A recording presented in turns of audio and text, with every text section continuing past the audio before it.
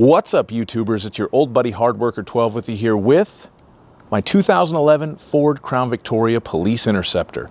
Now, I've had this car for a little over 3 months and I've put a little over 4,000 miles on it.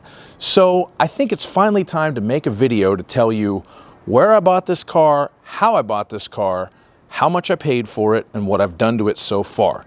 So first of all, where I bought it. I did get it from a police auction. This car came from the Mendocino County Sheriff's Department, which is a county in Northern California. And I found this police auction via a website called publicsurplus.com.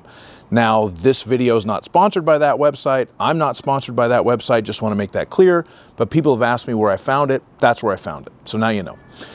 What I paid for it. Now, there is a phrase that says, fortune favors the bold, and that definitely favored me in this case. I paid $1,275 plus auction fees, which ended up being a grand total of $1,402 for this car. And the auction closed, I believe, April 8th of 2021.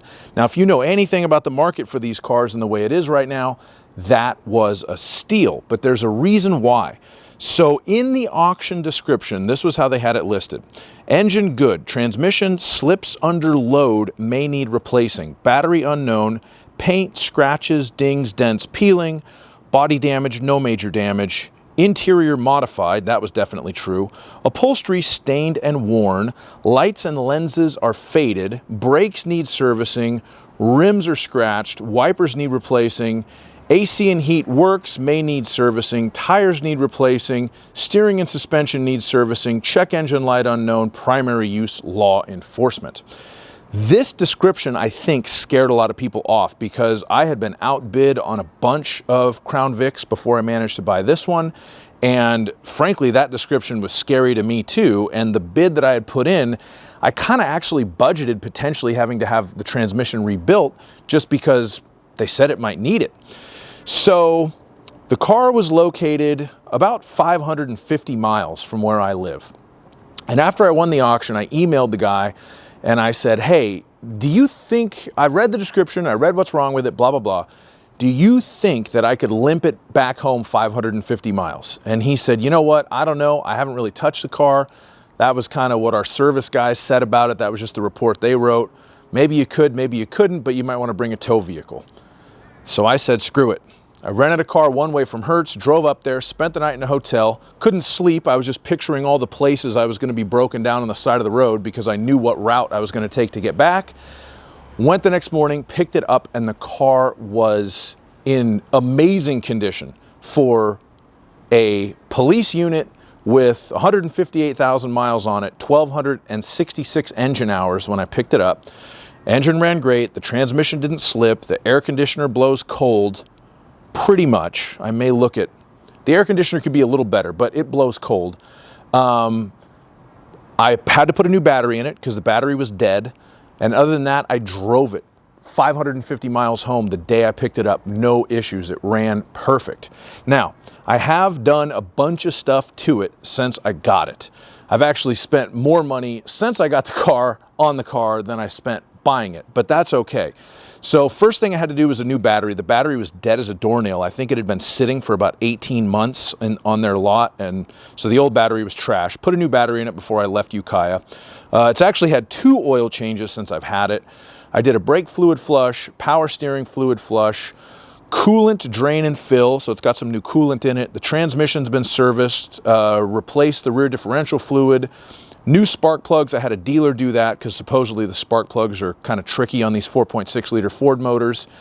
The dealer that did the spark plugs actually found a steering bolt recall that it needed that I didn't know existed, and that actually helped. We'll get to that in a little bit. 4-wheel alignment, new hood latch. The hood latch was kind of jacked up because when I first got the car, it still had the siren in it, and where the siren bolts in is like you unbolt the hood latch and then put the siren there and replace the bolts. So that had kind of thrown the hood latch out of alignment. So I replaced the hood latch. It still had the full cage in the back seat. I took that out. I installed a new back seat, well, a new used back seat that's cloth from a civilian model Crown Victoria. Had the windows tinted.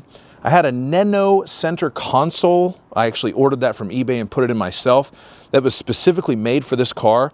It's really cool. I think it looks super nice. It seems like it's well made. It was easy to install and it's comfortable. My only complaint about that was it doesn't have quite as much storage space as I would like on the inside of it.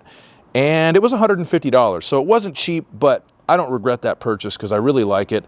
And then I had keyless entry. The Ford dealer, I had them get me some key fobs and program them up.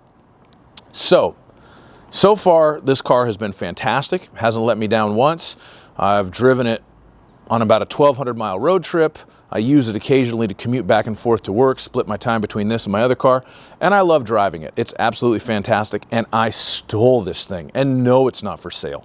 I've had a million people ask me to buy it, but no, it's not for sale. Not yet, and probably not for a long time, and maybe not ever, because I am in love with it. If you want to see what it's like to drive, I'm going to do a separate video on a test drive on this car, so there'll be a link to that below in the description. Thank you so much for watching. If you decide to buy one of these cars, I wish you the best of luck, as good of luck as I had, or maybe even better. Have a great day and drive safely out there. Bye-bye.